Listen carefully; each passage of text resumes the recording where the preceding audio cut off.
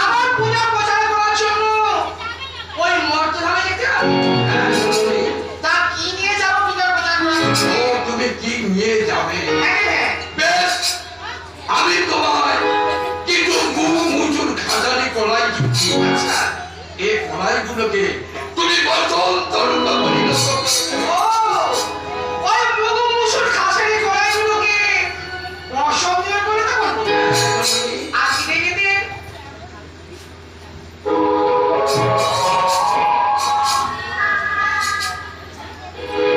এক কলসি বাড়ি দিচ্ছি।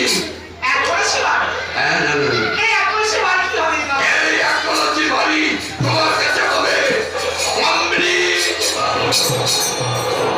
এই এক কলসি বাড়ি হবে আমার অমৃত বাড়ি। আর কি দেখে দে? এক উচ্চনীয় ঝাড়ু দিচ্ছি।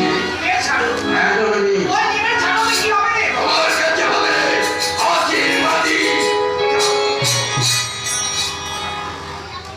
এই এক বছর নিমের ঝাড়ু হবে আশীর্বাদে ঝাড়ু। এইগুলো কি করবো রে? এগুলো দিয়ে তুমি বর্তধামে যাবে। বর্তধামে গিয়ে তুমি তোমার পূজা প্রদান করবে।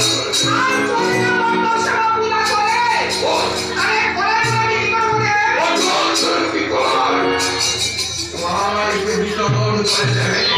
সবাই বিক্রি করে দেবো। আর যেগুলো আমরা পূজা করবি তারপরে এইগুলো কি হবে রে বাবা? অমৃত বাড়ি দিয়ে তাদেরকে ঘনতায় করবে।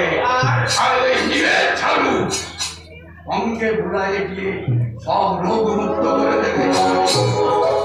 ও তাই নাকি? বেশ, তাই হবে রে, তাই হবে। তবে আমার একটি নিজে বলে আপনার কাছে আছে রে। আর কি নেবে তো? আমি তো